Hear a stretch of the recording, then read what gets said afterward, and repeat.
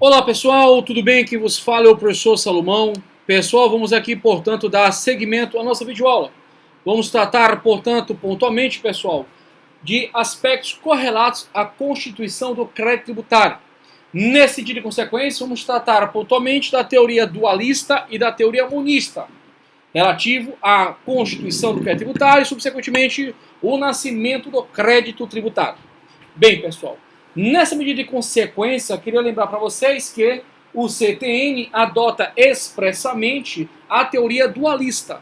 Leve em consideração que existe um momento específico, que é o surgimento da obrigação tributária, que é simultâneo, pessoal, com a ocorrência do flagelador. Assim, o flagelador nasce simultaneamente a obrigação tributária nessa sequência, e em seguida, a um outro momento, já submetido, portanto, ao crivo do fisco, o crivo da atuação do Estado relativo à constituição do crédito tributário pelo lançamento.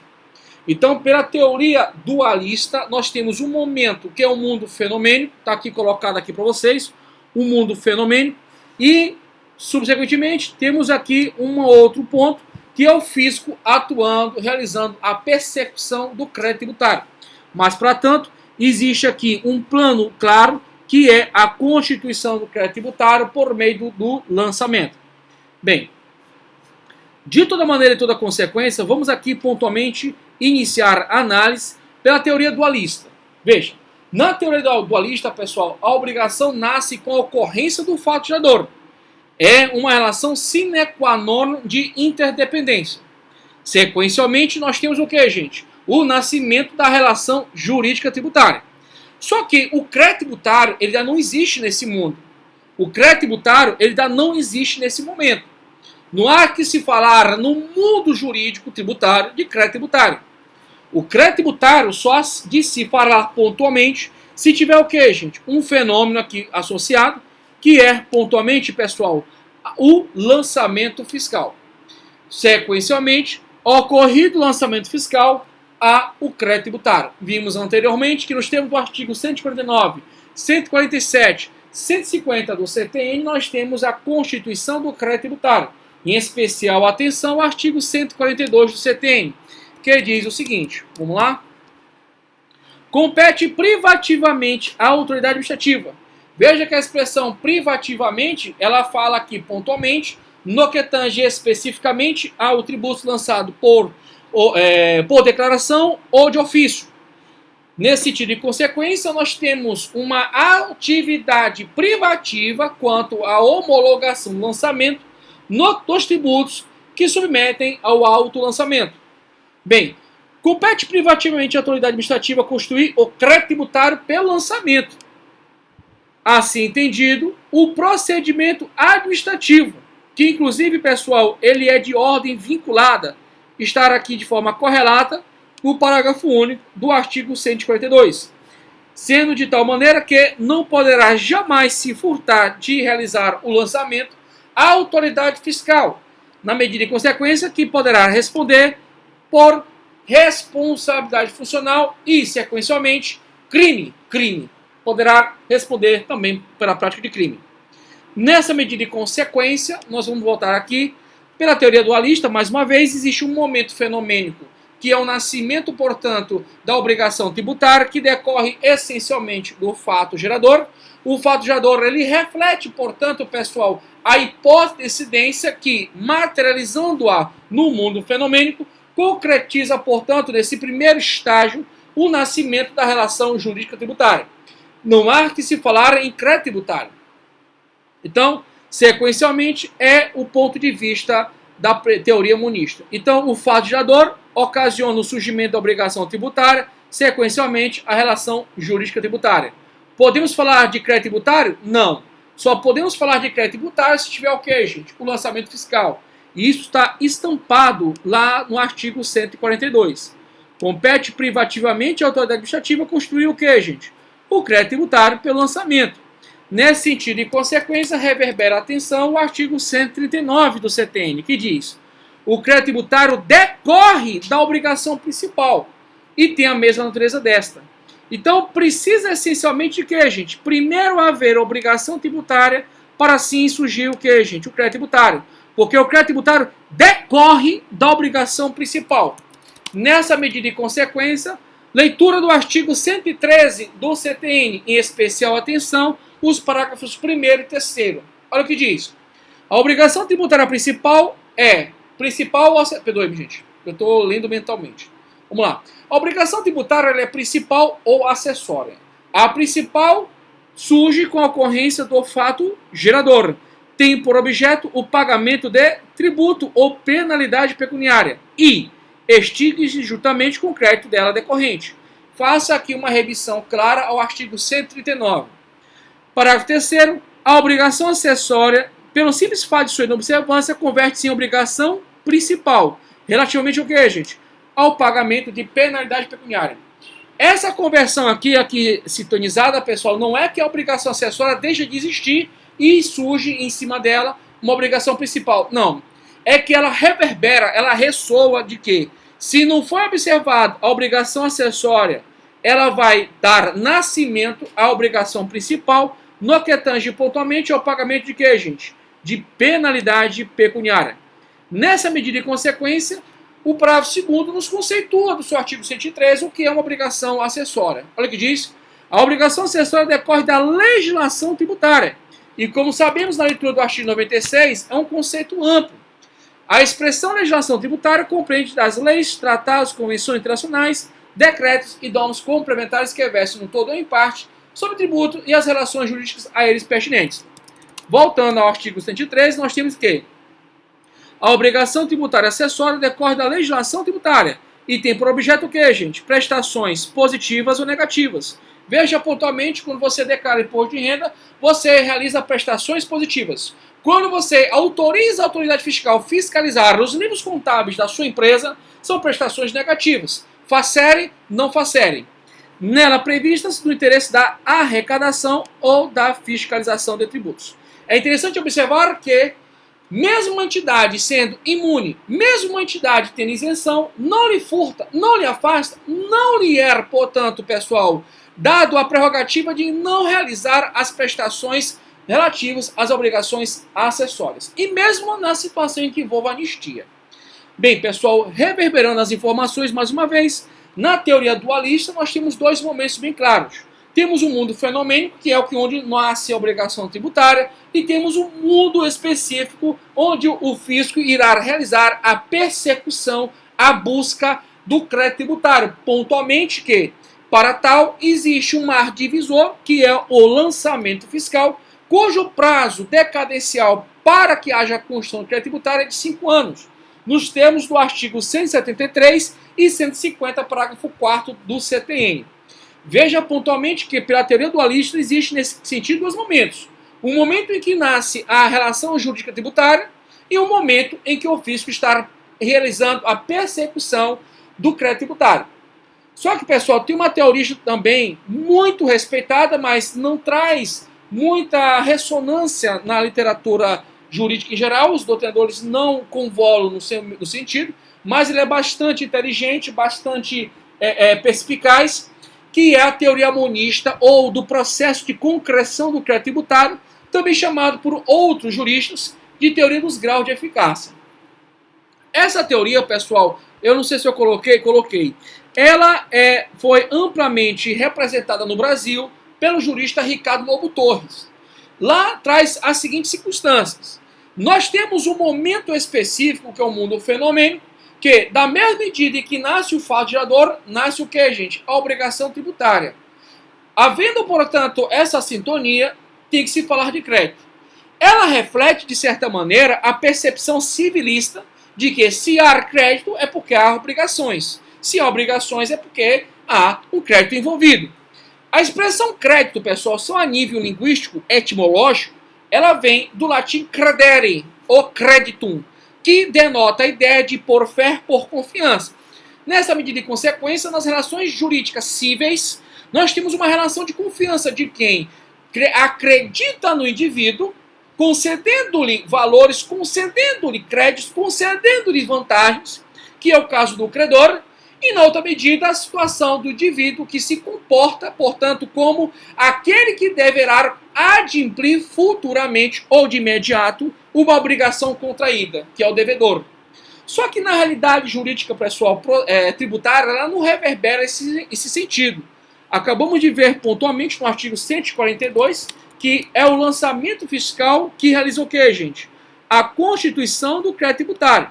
Agora, é indiscutível que, por parte dessa teoria, ela traz uma clara notação dos graus de eficácia quanto ao crédito tributário. Veja que, num primeiro momento, a constituição do crédito tributário torna ele exigível. Significa dizer que o crédito tributário ele já está ali existente. Só um instantinho, gente, passa a moto. Muito bem. Bastante zoada. Parabéns. Então vamos lá. Voltando à nossa temática, pessoal, o que ocorre? O crédito tributário, ora, se existe obrigação tributária, esse é o raciocínio civilista. Se existe obrigação tributária, evidentemente, há uma relação sine qua non que temos um crédito. Só que, segundo o Ricardo Lobo Torres, é um crédito que não é exigível.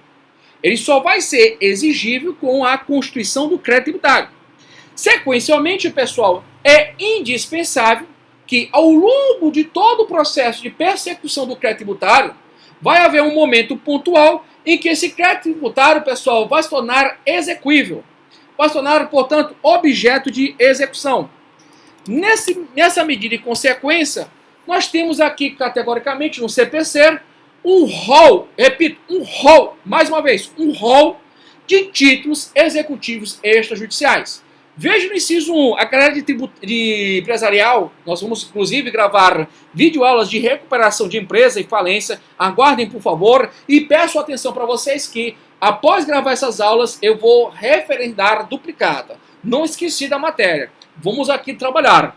Bem, o artigo 784, 784 do Código de Processo Civil diz o seguinte, são títulos executivos extrajudiciais, ou seja, essa galera todinha aqui, galera.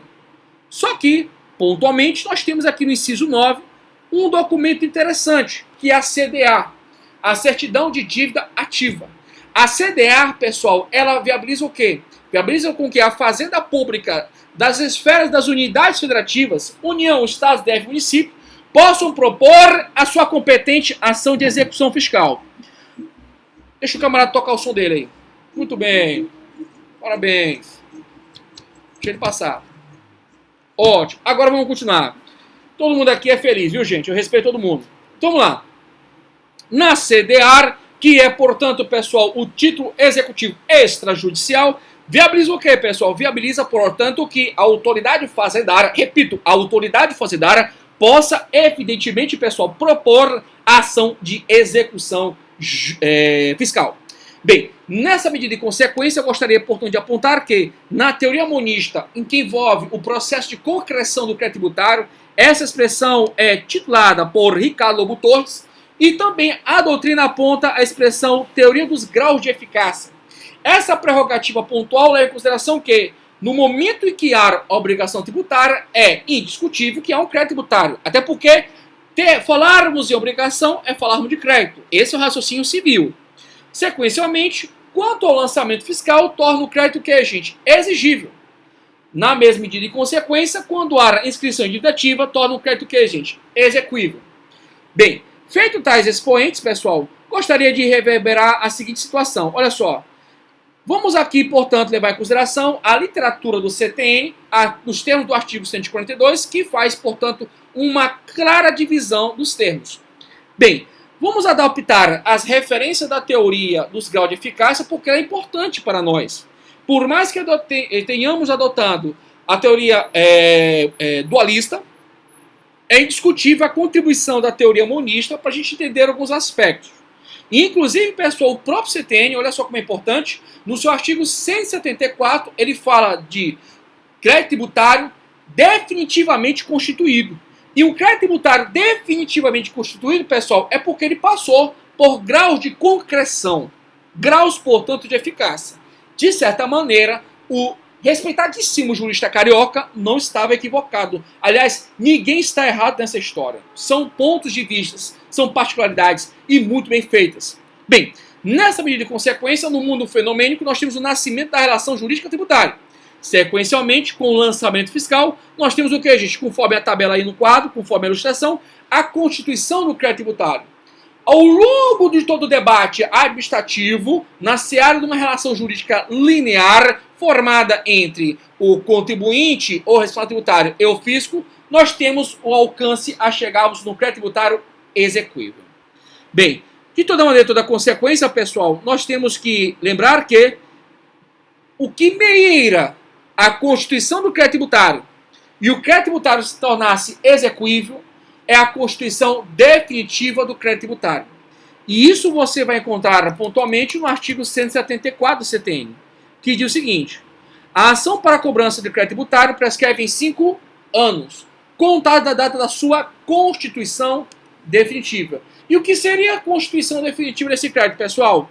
É quando esgota-se toda e qualquer dúvida quanto a aspectos formais, quanto a aspectos de direito, aspectos materiais, ligados, portanto, pessoal, ao tributo, ligados ao crédito tributário.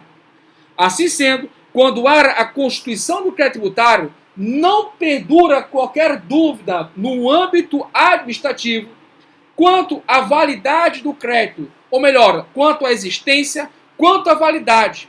Mas lhe falta o que, gente? Tornar exequível. E para ele se tornar exequível, tem que submeter-se ao que, gente? A inscrição em dívida ativa. Então, pessoal, quando nós formos tratar, a partir de agora, de constituição do crédito tributário, nós temos que lembrar que existe 2 momentos de constituição do crédito. O primeiro momento é quando formaliza o crédito, ele torna-se existente, há a sua liquidez, até porque você sabe quanto vai pagar, e de forma sequencial, ele se torna-se exigível. Ou seja, o fisco notifica o contribuinte responsável para que ele realize o pagamento do tributo.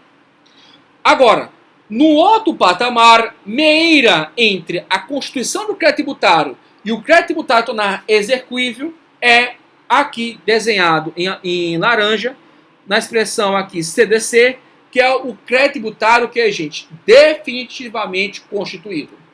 Então, ele só se torna definitivamente constituído quando, pessoal? Ele só se torna definitivamente constituído quando esgotado quaisquer discussões administrativas, quaisquer discussões acerca da matéria. E ainda mais, se o contribuinte ou responsável devidamente notificado para pagamento de tributo, ele não paga, não apresenta administrativamente uma impugnação, ele também desiste dentro do grau de cognicidade administrativa, relativo à discussão quanto à existência, validade e a própria natureza em si, reverberando do crédito tributário, ele desiste do grau recursal, evidentemente haverá a constituição definitiva do crédito tributário. Beleza, pessoal? Tranquilo? Tá de boa? Nós podemos, assim, dentro dessa temática, dessa percepção clara, trazer aqui, pessoal, um conceito pontual de do que se trata a constituição definitiva do crédito tributário. Bem, primeiramente, pessoal, a constituição definitiva do crédito tributário autoriza o fisco a promover a inscrição em dívida ativa. E isso está, inclusive, trazido, essa referência, no artigo 201 do CTN, que diz: constitui dívida ativa tributária a proveniente de crédito desta natureza. Então, primeiramente, ele reconhece a natureza sine qua non do crédito tributário e diz que a dívida ativa tributária tem como proveniente um crédito de mesma natureza tributária. Regularmente, o que é, gente? Inscrita na administração competente. Depois de que, gente? Olha só que é importante. Esgotado o prazo fixado para pagamento pela lei ou por decisão final proferida em processo regular. Então, se o contribuinte recebe a notificação e fica, de mãos atadas, deixa rolar. Se o contribuinte recorre administrativamente, o que requer o quê? A suspensão da exigibilidade do crédito tributário. Beleza. Mas ele desiste do processo. Ou, sequencialmente, ele perde em grau de segunda instância, observando o duplo grau de cognicidade administrativa, nós temos o que, gente? A constituição definitiva do crédito tributário. Bem, e sequencialmente, pessoal, mediante o reconhecimento da constituição definitiva do crédito tributário, vai dar início ao dia inicial, o termo inicial, o dias a qual para que a Procuradoria da Fazenda promova o que, gente? A sua competente ação de execução fiscal. E isso está categoricamente previsto no artigo 174. Olha o que diz. A ação para a cobrança do crédito tributário prescreve em 5 anos, contados da data da sua constituição definitiva. Constituir de forma definitiva, o que ocorre, pessoal? Ocorre o quê? A indiscutibilidade administrativa relativa ao crédito. Então, não tem mais o que fazer a priori. O que se vai fazer é por via judicial. E aí, pessoal, temos que analisar os conceitos pontuais de ações exacionais e ações anti-exacionais. Nessa medida de consequência, o fisco vai promover a sua competente execução fiscal.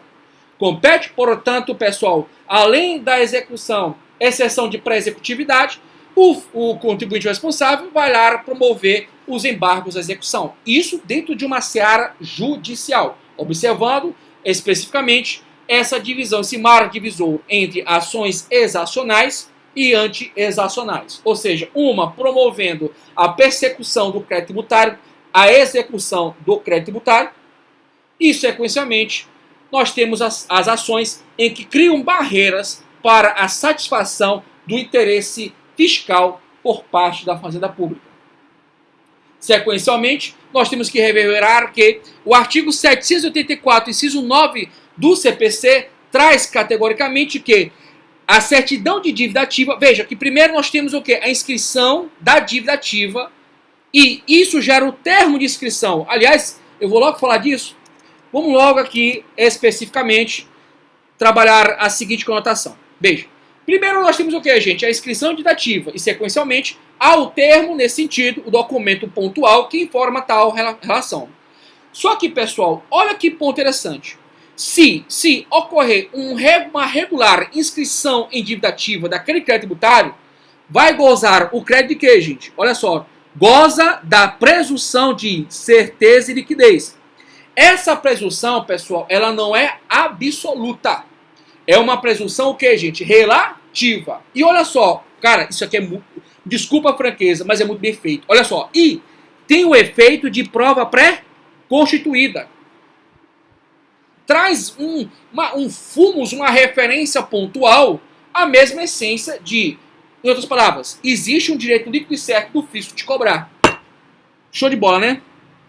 Bem, nesse contexto de consequência, deixa eu ver se tem mais alguma coisa aqui mentalmente falando, falei dele. Assim, o termo de inscrição de dívida ativa. Pessoal, mas antes, pessoal, eu gostaria de colocar para vocês, eu tenho um desenho aqui que eu fiz, que fica legal para o meu amigo. Ah, beleza. Aqui, ó.